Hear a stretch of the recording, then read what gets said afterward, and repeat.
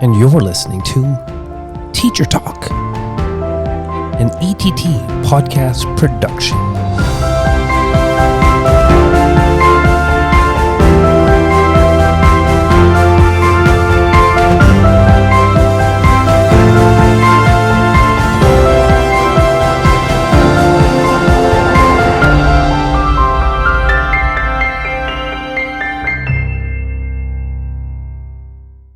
For Teacher Talk, an ETT podcast. My name is Pav Wander, and you are joining us for a phenomenal episode today. I am joined by Zelia Kamla and Kamla Rambaran, and we are so excited to talk today about their journey into STEM in the classroom. Now, I've been following Zelia and Kamla for quite some time, and I've been following their journey, learning about all of the wonderful things that they're doing in their classrooms. And I'm so happy that I get to actually speak to them today and learn a little bit more about how they've landed in these roles and all of the amazing things that they're doing in their classrooms. So, Zelia and Kamla, I'm so happy to have you here. I'd love to start by talking to you a little bit about your journey. So, would you mind telling the listeners and the viewers a little bit about your journey into education, how you got to where you are, and I guess what are your interests within education and your passions within education that you'd like to maybe tell us a little bit about? Zelia, I'm going to start with you. Sounds great. First, I want to say thank you for the opportunity to be here, and thank you for your support, all the amazing work you do. I just want to give you a shout out right back at you because you are definitely an inspiration, and what an honor it is to be here with you.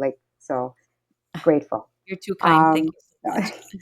So, hi everyone. I'm Zelia, and this is year 28 in teaching for me. It's really exciting because I'm not ready to slow down. And I think that's what learning has always been, and teaching has always been. It's about a journey of trying new things. I think my inspiration came about in grade 11, where I met arts teachers in high school who realized that I was a struggling learner and helped me see where my strengths were and how to harness strengths in the arts and transfer those strengths into other areas of learning. And all of a sudden, I went from back in the day when it was streamed, general to advanced, made it on the honor roll for 3 years, back when we had grade 13 or OAC year. And I was able to go to post-secondary school, and that wasn't part of my path when leaving elementary, going into high school. And then from there, I went into university, got into teaching. It's like, yay, over at OAC. And I've been, year 28. A few years ago, Kamla and I, we went and did our master's. We got into the program together, and that was an amazing, journey. It was part-time over 4 years while we were still teaching and doing, dealing with life. And we realized that we just really wanted to take in as much as we could from those experiences of learning and redefining what we were doing in our teaching practices and not going at it alone. I think that's why we're hoping to get into the program together, is that so we could build on each other's experiences and knowledge so we could bring it back into our classroom. And we totally re-envisioned what we thought we were doing and how we were doing things to take it to where we are today. And we're still going strong, I believe, as teaching partners within our school board, and in other things that we do related to education. Wow, that's so incredible. I mean, I love hearing stories about successful partnerships, especially in teaching, because it's so rare that you have a teaching partner that you are, really with for a long period of time. And to see all of the amazing work that can come out of that partnership, that is always so inspiring to see. And I know that Chey and myself, we are like awesome teaching partners too. And this is, a great opportunity for us to build on some of the stuff that we've been working on. So I really understand the value in that and how it can have its own challenges as well. But you can really put your minds together and build something amazing with that partnership. So I'm really, really excited to hear more about everything that you and Kamla have done. Kamla, I'm going to throw it to you. Can you tell us a little bit about your journey as well, and your viewpoint on your partnership with Zelia? Yeah, I think my journey started really young. I was lucky enough to be raised by my grandparents and my parents, and we're first generation. I'm first generation Canadian. At the time when I was little, didn't even realize my grandma was my nanny was illiterate, and her love to listen to us read. I was the oldest at the time of seven grandkids that lived with her. There was a big family, extended family that lived with my parents, and which wasn't unusual back in the 80s when lots of people were immigrating, and but didn't realize she was illiterate. And I would come home, we would read together, and she always valued that listening piece. When she was writing her immigration test, I was the one that went through all her questions with her and got her to memorize her answers. And her value that she put on education and kind of instilled in all seven of us was from the get-go. And there were six girls and one boy, and what she thought about women going to school and the importance of you like bettering yourself and having a really good education was really important to her. And so she was my inspiration. She continues to be. Luckily, I still have her. She's still around. Wow, Yeah, she's 96.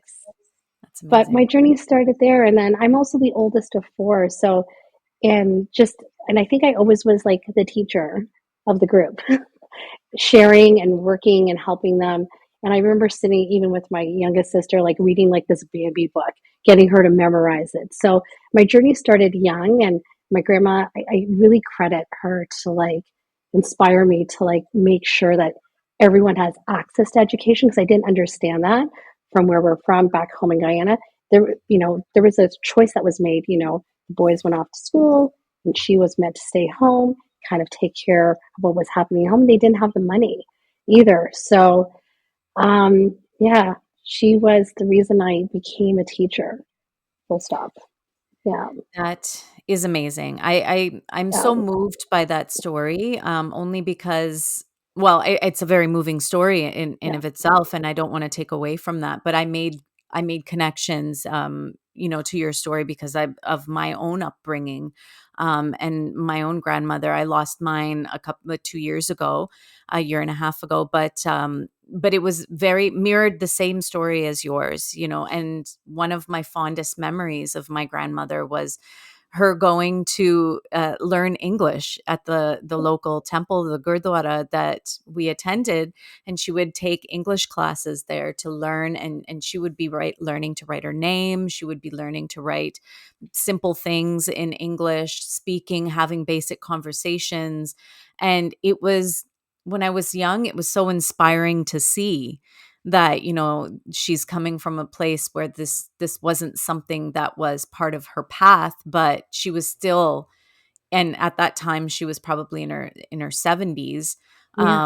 and she's learning English for the first time, and she's learning how to write, and just, I mean, that was very moving. I really Yeah. appreciate you sharing that, and also how much it inspired you to pay it forward, that gift of education, and you're now providing that for so many students as well.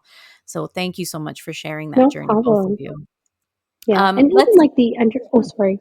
No, go No, ahead. even No, the understanding continue. of like what learning means. Mhm. She was like a phenomenal cook, and that learning doesn't only happen in a book. It's Yeah. experiential. It's learning off of the land and understanding it. So, yeah. And then I was lucky enough, as you said, that journey with Zell. I met her like my second year of teaching, maybe Wow. third. So it was really right at the beginning of my career. And, I was very lucky because she was, at the beginning of her journey as well.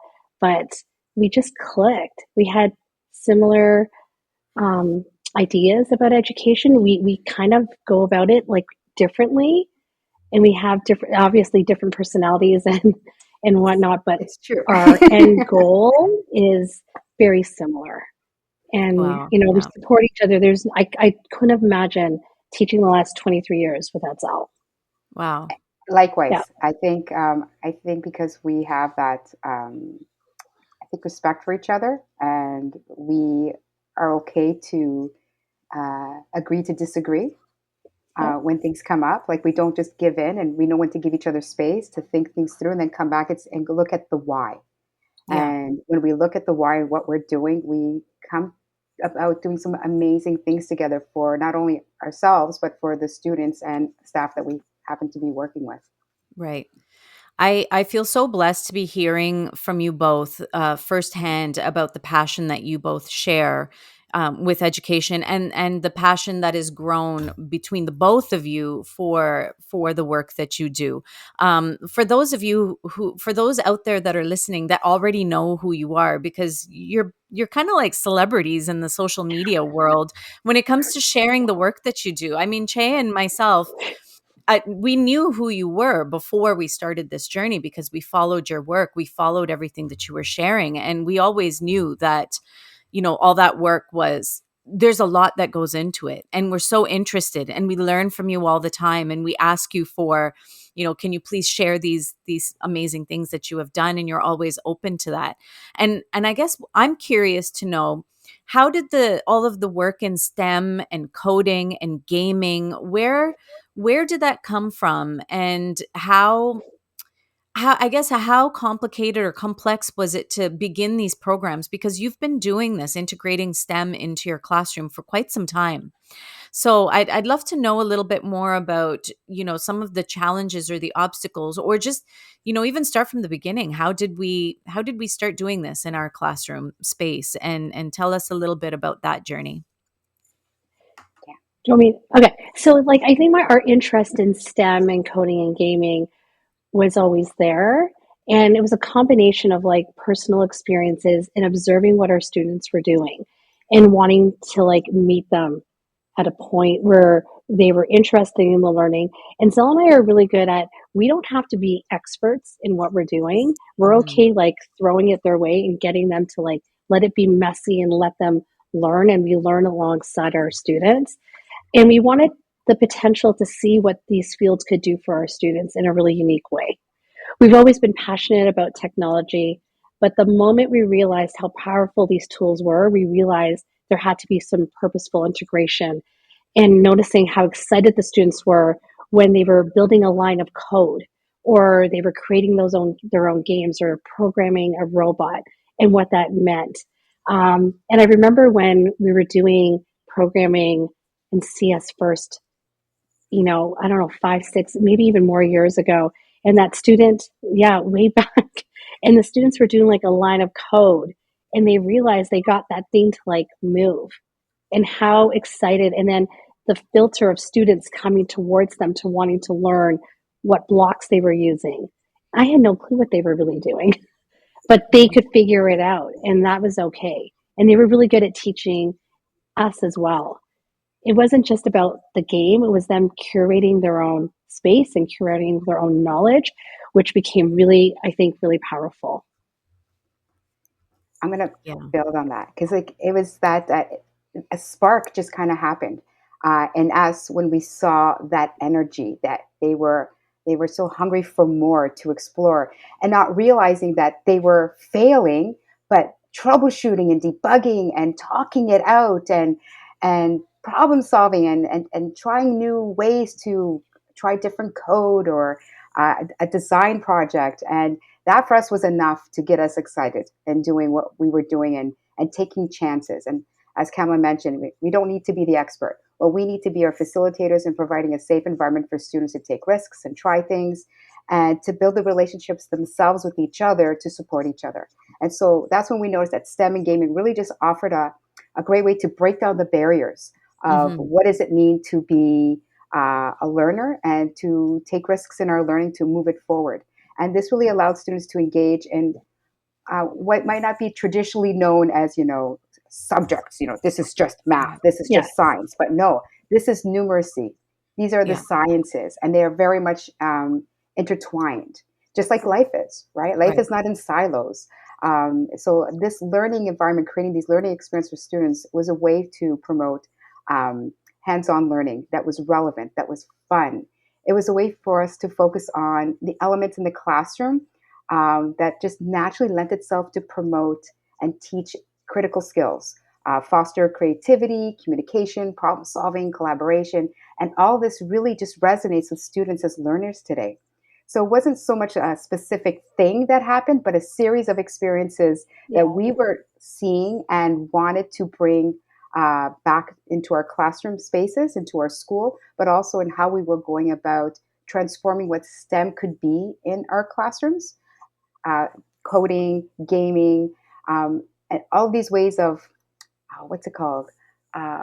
Like transferable skills, providing opportunities Right. so they could build these transferable skills that are really essential life skills that they can apply now and then see those connections in the near future.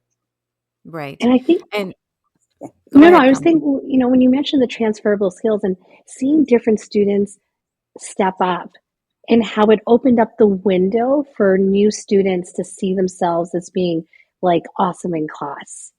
Hmm. Because it wasn't like just traditionally like language and math. And so that was Right. really, I think, inspiring to kind of like, and motivating to kind of want to keep this going and figuring out what other programs and, experiences we could create for our students.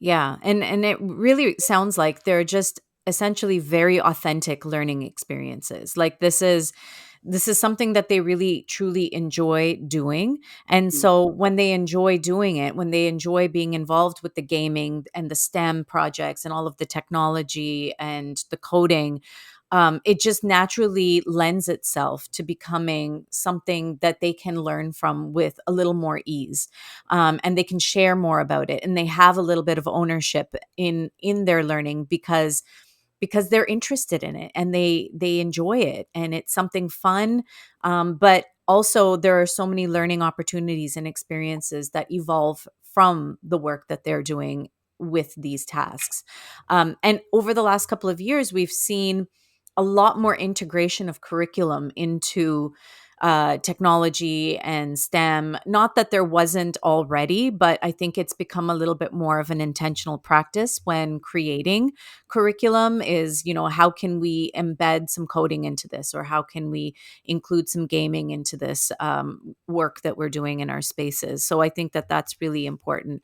And then the last thing that I took from both of you is that there's a huge portion of student voice that's involved with all of this learning, because they're really taking lead with their learning in these environments when there's stuff that they have so much enjoyment in, and they're really taking ownership of that work that they're doing, and they're really inputting what they want to do with this, in the end. So that's incredible. Thank you for sharing that journey and sort of how it evolved.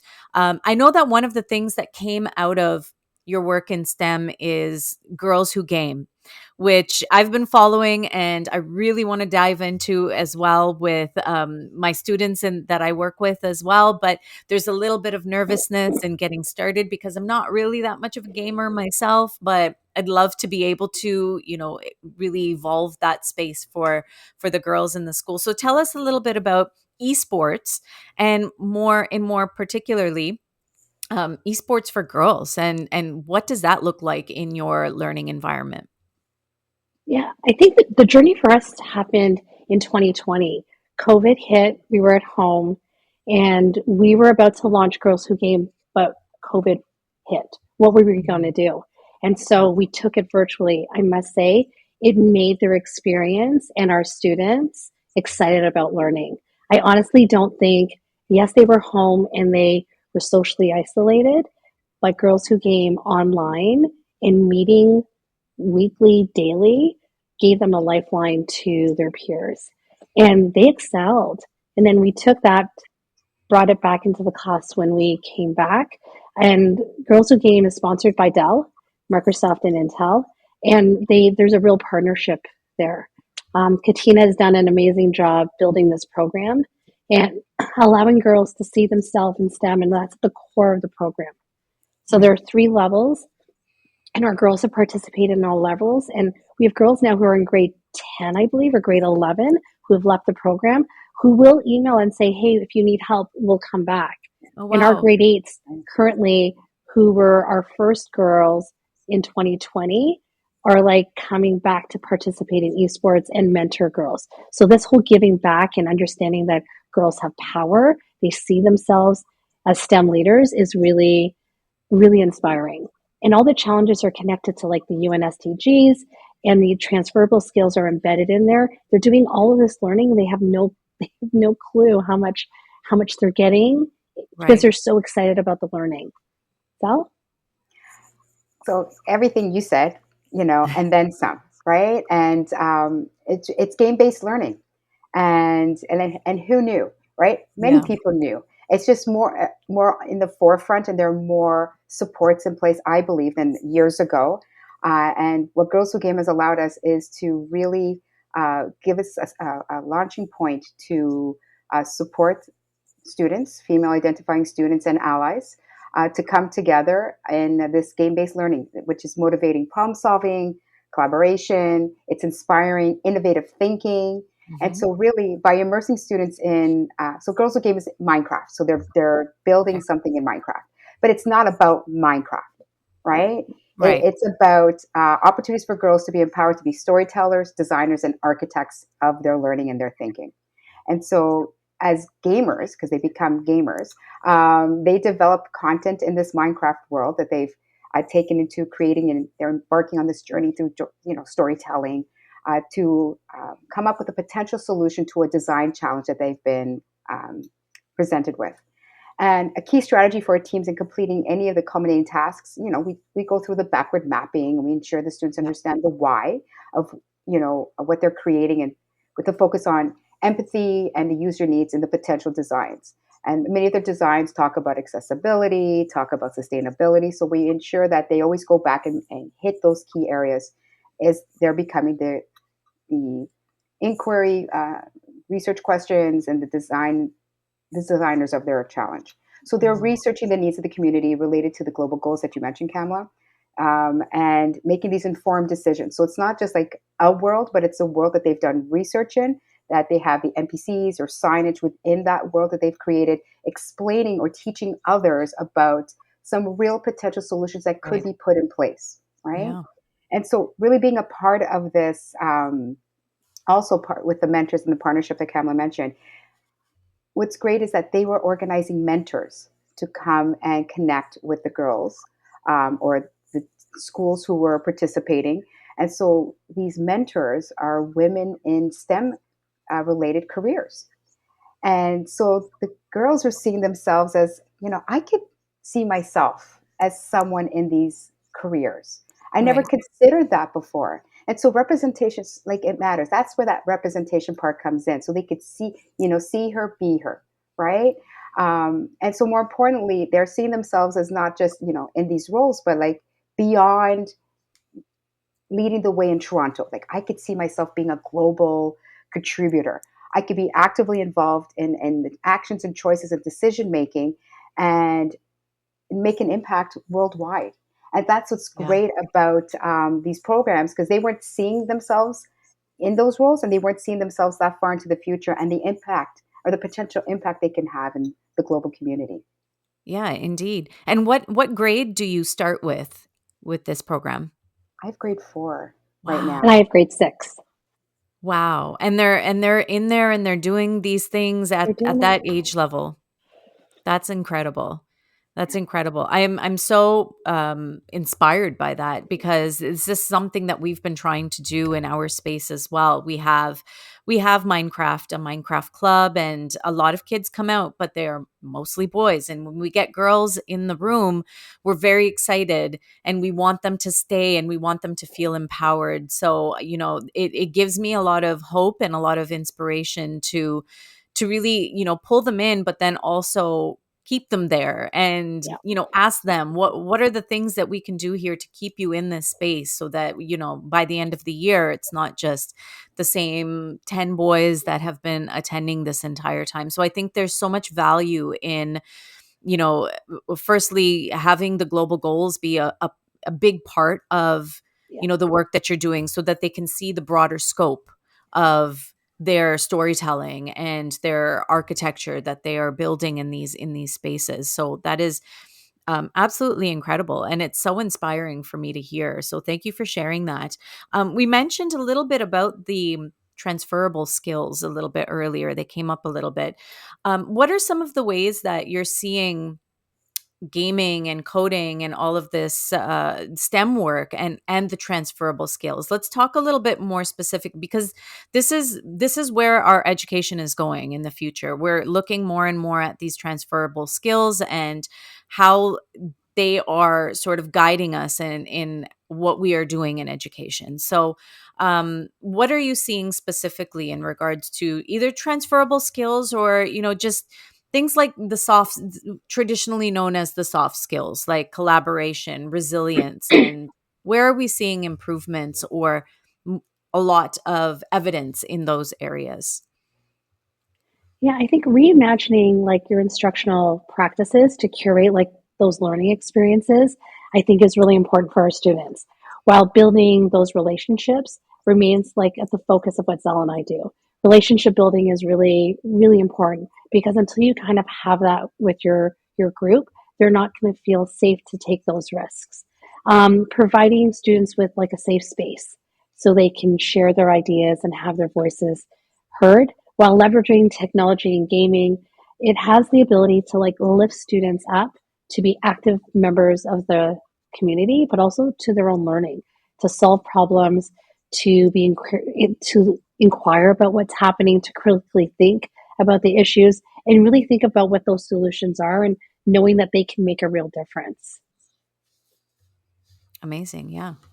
I think like the whole like using the technology and game-based learning, we're challenging those mindsets on who leaders are in STEM related careers and Right. how they could see themselves be those leaders in those careers in hopes that the students, especially girls, female identifying students, can put themselves out there as leaders. And I know I was talking a bit about that earlier, but it's really what we're seeing in the change, and that you were mentioning that you're hoping to see is them coming out and not shying away from, oh, the boys are here, okay, right? Right.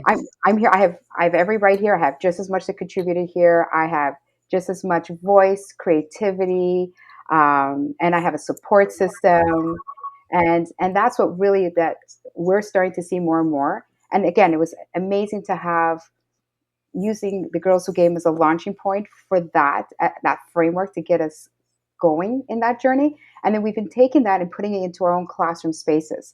So, and what we do is we parallel. So the students who are not in Girls Who Game in our own classes. So, female identifying students who choose not to be a part of it, and that's fine. And other students who don't want to be a part of it as an ally, we parallel projects that they explore. And then once both projects are done for Girls Who Game and those projects, we bring them together, mix the teams up, and Mm-hmm. say, well, now you're experts coming from these two fields of learning.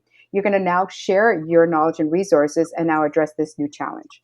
So they can Okay. start building that trust, that respect, the relationship of working peers to come together and create something new and great. That's amazing. And have you experienced any challenges with doing this work, or what are some of the obstacles that you might have come across with not just Girls Who Game or the work that you're doing with gaming, but in any of these areas within the classroom? Um, yeah, there are always challenges, right? But it's really important for our students to feel like once they're a part of a community, building that community for us is really key. I think we spend the first three, if not probably 3 weeks at the beginning of each session, building what community is. So Right. students feel support, they understand what teamwork means, they understand how to communicate in different ways.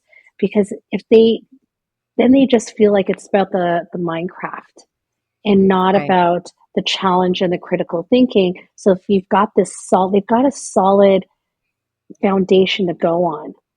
And when they have that solid foundation, they can kind of then go into these different areas and know that they can trust each other.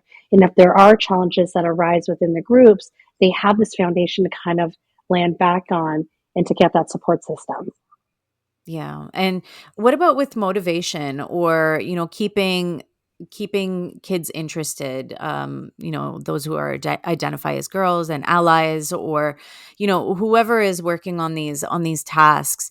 Do you ever feel like they're just, you can't really keep them engaged or motivated, or if there are, behavioral challenges that maybe inhibit the learning that's happening, are there ways that you redirect or kind of try and, get back into that community setting or do a reset of some kind?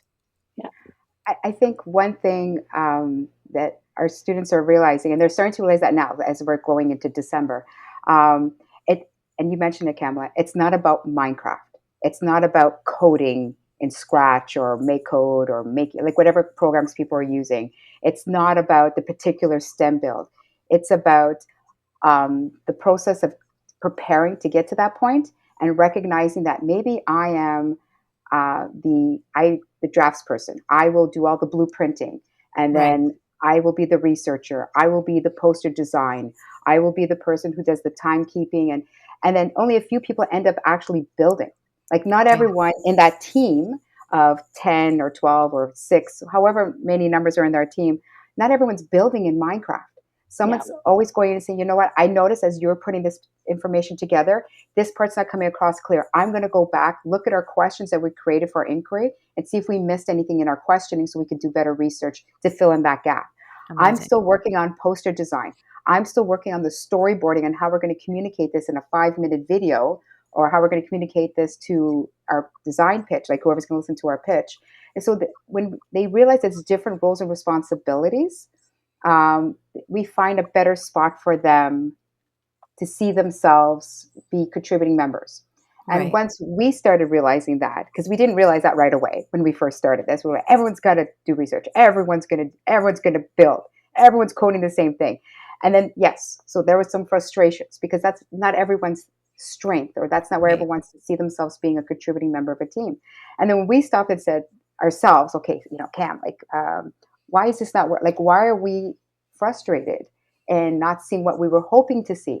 And then we looked at it and we said, well, it's because we're not looking at what the students are bringing to the table, right? Mhm. So when we pushed back and looked at the why we brought them together, we realized we were missing a part of different entry points. Okay, let's make sure we still have that there. Everyone has different roles. Okay, did we clearly articulate that? And the better we were at understanding and providing that for the students, the more they saw what they were a better fit and willing to take on other roles when they were ready. And as the year goes on, where they end up is so different than where they started off and thought that they can only see 100%. themselves as contributing members. But it Wow. took for us at the beginning to be like, okay, hold on. If this isn't working, is it a student thing? Is it an us thing? And I think we need to acknowledge that as educators, that we don't have it all figured out. We are going Right. to make some mistakes, or we get ahead of ourselves with excitement, but that shouldn't stop us from trying things either, Yeah. right? Yeah. I So love And how I, I love how that yeah, was such an iterative process for you as teachers. Like, it's not working, so what are we going to have to change here? And then just really coming to the realization that they are bringing different things to the table. So let's have different options for them to engage in the work. And Chey and I found the same thing with podcasting, that not everybody is going to be phenomenal on the microphone. Not everybody is going to want to be on the microphone. So, how can they be still contributing in this process of podcasting, but not speaking into the microphone? Well, you have graphic artists that are going to be creating the yes, yeah, graphics. You have those that are going to be writing the script. You have those that are doing the post production and doing all of the editing afterwards. It's all a collaborative process. And everything leads to the same final product in the end, not, yeah, just because I say I'm a podcaster, that doesn't mean that I'm necessarily speaking into the microphone. yeah, So I love that. You're a gamer doesn't mean that you're always doing the builds. yeah. That's amazing. Kamla, sorry, And I interrupted you. no, no, I was just going to say, just we're also bringing like two different grades together from two Right. different classes and asking them to now build these new relationships, which ends up being really beautiful because at the end of the year, you've got this new friend who they may not have had. And then I Right. really see it as a grade 6 student, teacher, not student, teacher, We are because still our students, students. I know, our kids graduate in grade 6 and then they go right Right. next door to their middle school and they come back often. And a Yeah. lot of the times when they're in grade 8, I'm helping them with their grade 8 applications to high school. And I must say, in the last couple of years, Girls Who Game has been the Girls Who Game and those STEM challenges that we've been doing in class. I had a student just come to me a couple of weeks ago. She was giving me her high school options, and she's like, "This is not where I thought I was going to apply." Wow. And she's like, and she did say, like, going through grade 6 and going through all those STEM challenges and those gaming and the collaborative stuff really changed the trajectory of where she thought she was going to go, and applying to schools that are more STEM based, which is Right. awesome. Right. That is So amazing. Did you have goosebumps? Because I had goosebumps as you were I telling me that story. did. I know, Because we're I know so how lucky. meaningful that is. Yeah. Yeah. I know how meaningful that is when someone comes back and they tell you, former students come back and they tell you they're applying to university now, or, they're entering this program that they never thought that they were going to be able to achieve. Or, they're beginning an apprenticeship and that introduction happened when they built something together in a grade 8 class or a grade 6 class or a grade 3 class with you. That's just so rewarding. And, Yeah. nothing beats that feeling as a teacher. We don't do it for those end results, but when those end results come to us and gift us with that, it Warm your really heart. is. Yeah, Yeah. it really is. It's amazing. I want to know what's next. I want to know what you two are thinking about doing next. What is your big project that you're thinking about? Is there a different area of STEM that you want to explore, or not necessarily even STEM? Is there something that you feel like you still have left in you to explore a little bit further in your educational worlds? Oh, there's so much. We'd love to start partnering more and figuring out what that relationship could be with like post-secondary Oh, wow. institutions. We're in the city of Toronto. There are how many institutions in the GTA that need to partner with TDSB? Come on. And just understanding if the students were able to see those partnerships, not on a one-off, but like a true relationship building, what that could mean for them. Last spring, we launched our first esports tournament at the school, and there were 16 teams between the grade 4, 5s, and 6s, Amazing. and it was all in house. The students loved it. Girls Who Game came in as one of the teams. They became some of the leaders. They were shoutcasters. They were coaches. So yeah, there's a lot we want to do. And our students, even with our other big project that we do, our entrepreneurship project, they melt sometimes these two things together. So just building on those experiences and following our student leads. I Yeah, mean, can I ask just a follow-up question? yeah, How difficult was it for you to reach out to community members and make these connections? Like, was this something that was challenging for you both to, I know sometimes opportunities come to your yeah, inbox, or you're introduced to somebody, or you're at a conference and you meet someone, but just for teachers that are listening and want to do a lot of maybe some of the things that you are doing, or they might have ideas to partner with somebody, you're thinking about post-secondary institutions. How do you go about that? What do you do to make these and build these connections? And either of you can answer. yeah. Well, that's what we're trying to figure out. Okay. So It's Girls Who Game, hard. again, it's difficult, right? Because they have their own business to take Right. care of, right? They have their own students and staff, and now we're asking them to be mentors with and work with our students, and in hopes of, as you said, Kamla, to build these relationships. So it's not this one off.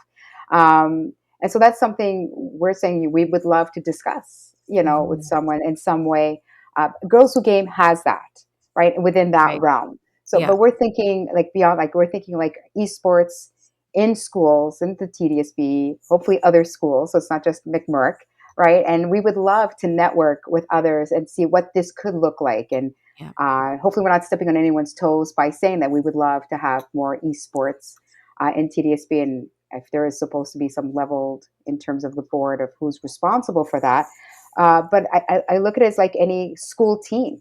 There's Yeah. basketball, there's volleyball, there's pickleball, right? So why not esports? So let's get that in there. And I really believe that you know there are so many roles and responsibilities within that, and we want to really implement this it's implementing play, right? Yeah. It's in the end, it's play, it's learning, it's fun, it's purposeful, it's team building skills, it's designing content creators, it's researchers, strategists, as you said, artists, design, like advertising campaigns, like all of this comes into play.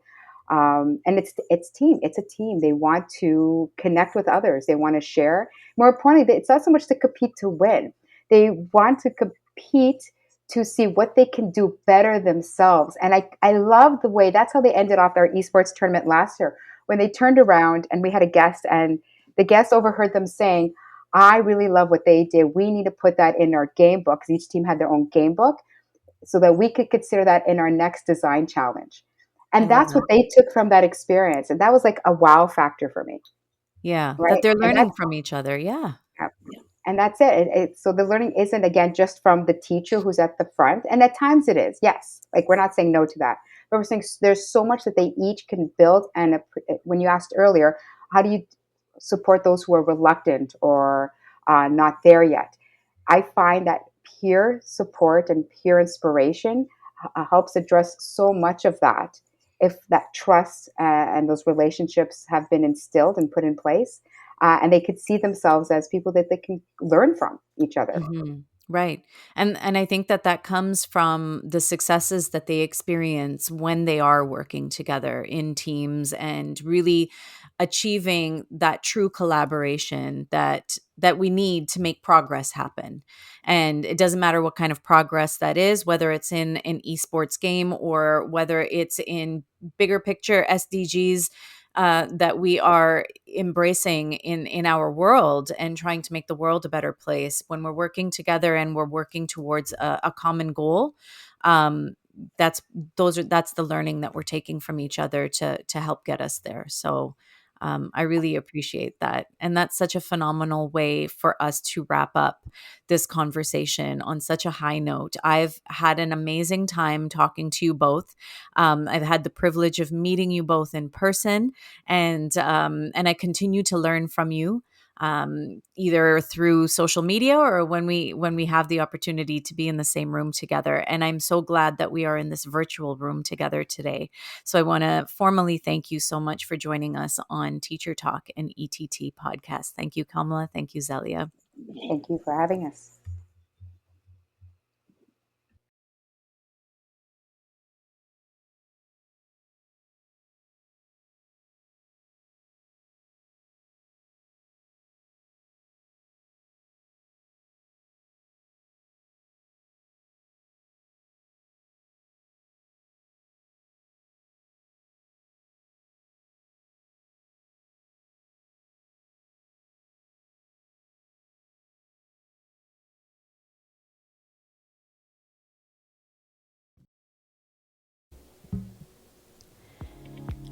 And that's a wrap for today's episode of Teacher Talk, an ETT podcast production. We hope you enjoyed this insightful discussion. We'd like to remind you to rate, review, and subscribe to our podcast on your favorite platform. Your feedback helps us reach more educators like yourself. Don't forget to visit our website at ett.ca. There, you'll find additional information and resources from ETT. The ideas and opinions shared on this podcast are our own and do not represent the viewpoint of any organization. We aim to provide a platform for open dialogue and thought-provoking conversations. If you have any topics you'd like us to cover or any questions you'd like us to address in future episodes, feel free to reach out to us on social media or email teachertalk@ett.on.ca. We love hearing from our community. Teacher Talk is a Chey and Pav educational services production where we strive to bring you the best educational production and professional development. You can connect with us at cheyandpav.com for all your podcasting needs. Until next time, keep inspiring, keep teaching, and keep making a difference in the lives of your students.